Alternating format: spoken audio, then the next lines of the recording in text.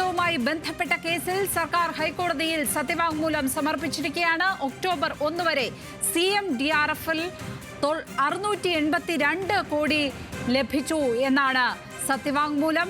സംസ്ഥാന ദുരന്ത നിവാരണ അതോറിറ്റിയുടെ കൈവശം 782.99 കോടി ഉണ്ടെന്നും സർക്കാർ ദുരന്ത നിവാരണ അതോറിറ്റിയുടെ ഫണ്ടിൽ നിന്ന് 21 കോടി രൂപ ദുരിതാശ്വാസ പ്രവർത്തനങ്ങൾക്കായി അനുവദിച്ചുവെന്നും സർക്കാർ ഹൈക്കോടതിയെ അറിയിച്ചു.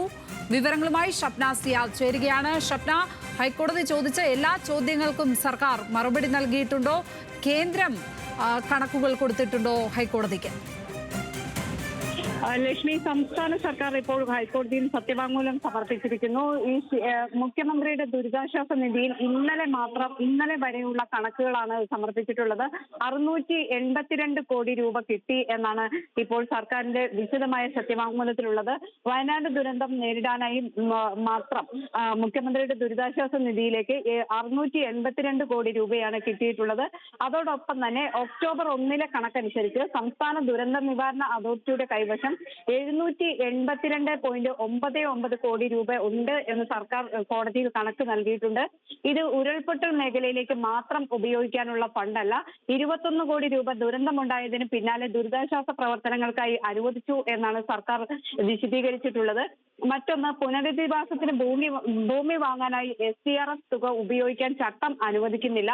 SDRF ഫണ്ടിൽ പൈസ ഉണ്ടെങ്കിൽ പോലും അത്തരത്തിൽ ഭൂമി വാങ്ങാനായി ഉപയോഗിക്കാൻ സാധിക്കില്ല എന്നാണ് സംസ്ഥാന സർക്കാർ വിശദീകരിച്ചിട്ടുള്ളത്. മുഖ്യമന്ത്രിയുടെ ദുരിതാശ്വാസ നിധിയിൽ നിന്നും സ്പോൺസർഷിപ്പിൽ നിന്നും മാത്രമേ ഇത്തരത്തിൽ ഭൂമി വാങ്ങാനുള്ള പണം ഉപയോഗിക്കാൻ സാധിക്കൂ. 2221 കോടി രൂപയുടെ സഹായത്തിന്റെ എസ്റ്റിമേറ്റ് ആണ് കേന്ദ്ര സർക്കാരിന് നൽകിയത്. എന്നാൽ വളരെ ചെറിയ സഹായം മാത്രമാണ് ഇതുവരെ കിട്ടിയിട്ടുള്ളത്. ടൗൺഷിപ്പിന്റെ ഡിസൈൻ അടക്കം അവസാന ഘട്ടത്തിലാണ്. ഇത്തരത്തിലുള്ള വിശദീകരണമാണ് ഇപ്പോൾ സർക്കാർ കോടതിയിൽ സമർപ്പിച്ചിട്ടുള്ളത്. ഈ കേസുമായി ബന്ധപ്പെട്ട് ജസ്റ്റിസ് ജയശങ്കരൻ നമ്പ്യാർ അടങ്ങുന്ന ഡിവിഷൻ ബെഞ്ച് ഇതിൽ വാദം നടത്തിക്കൊണ്ടിരിക്കുന്നു. ഈ കേസ് ഇപ്പോൾ കോടതിയുടെ പരിഗണനയിലാണ്. ഇതിനിടെയാണ് സർക്കാർ ഇപ്പോൾ ഇത്തരത്തിലൊരു വിശദീകരണം നേരത്തെ തന്നെ സമർപ്പിച്ചത്. കഴിഞ്ഞ ദിവസം കോടതി ആവശ്യപ്പെട്ടിരുന്നു കൃത്യമായ കണക്കുകൾ ഹാജരാക്കണം, എന്നാൽ മാത്രമേ കേന്ദ്ര സഹായത്തിന് നിർദ്ദേശിക്കാൻ സാധിക്കുകയുള്ളൂ. സംസ്ഥാന സർക്കാർ ഹാജരാക്കിയ കണക്കുകളിൽ പൊരുത്തക്കേടുകൾ ഉണ്ട് എന്ന് വ്യക്തമാക്കിയിരുന്നു. ഇന്നിപ്പോൾ കോടതിയിൽ ഏതായാലും സംസ്ഥാന സർക്കാർ ദീർഘമായ അല്ലെങ്കിൽ വിശദീകരിച്ച് തന്നെ കണക്കുകൾ സമർപ്പിച്ചിട്ടുണ്ട്. കോടതി ഏതായാലും ഇത്തരത്തിൽ ഈ കേസ് പരിഗണിച്ചുകൊണ്ടിരിക്കുന്നതേ ഉള്ളൂ. അതിൽ എന്ത് നിലപാടെടുക്കും എന്നത് സംബന്ധിച്ച് നമുക്ക് അല്പസമയത്തിനകം തന്നെ അറിയാം.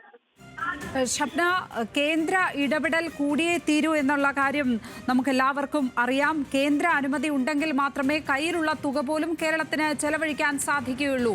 ഈ പരിമിതികൾ ദേശീയ ദുരന്തമായി ഈ ദുരന്തത്തെ പ്രഖ്യാപിച്ചിട്ടില്ല. കേന്ദ്ര അനുമതി ഇതുവരെയും ഉണ്ടായിട്ടില്ല തുക ചെലവഴിക്കുന്നതിൽ.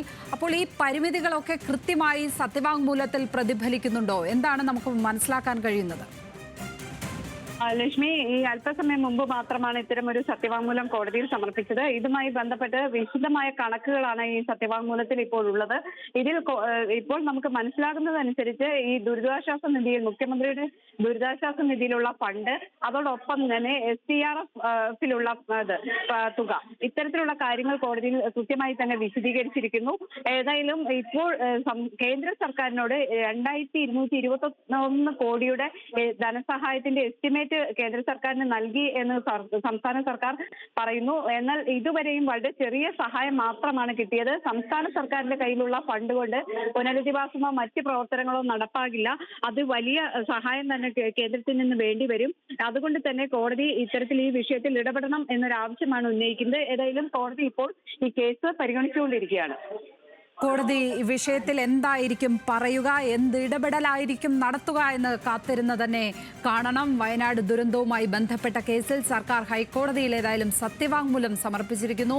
ഒക്ടോബർ 1 വരെ CMDRFൽ 682 കോടി ലഭിച്ചു എന്നാണ് സത്യവാങ്മൂലം ഉള്ളത്. സംസ്ഥാന ദുരന്ത നിവാരണ അതോറിറ്റിയുടെ കൈവശം 782.99 കോടി ഉണ്ട് എന്നും പറഞ്ഞിരിക്കുകയാണ്. ഏതായാലും ഈ വിഷയങ്ങളിൽ കോടതി ഇടപെടൽ ഉടൻ ഉണ്ടാകും എന്ന് തന്നെ പ്രതീക്ഷിക്കാം. ഷപ്ന സിയാദാണ് ലീഗൽ ഡെസ്കിൽ നിന്നും വിശദാംശങ്ങൾ പങ്കുവച്ചത്.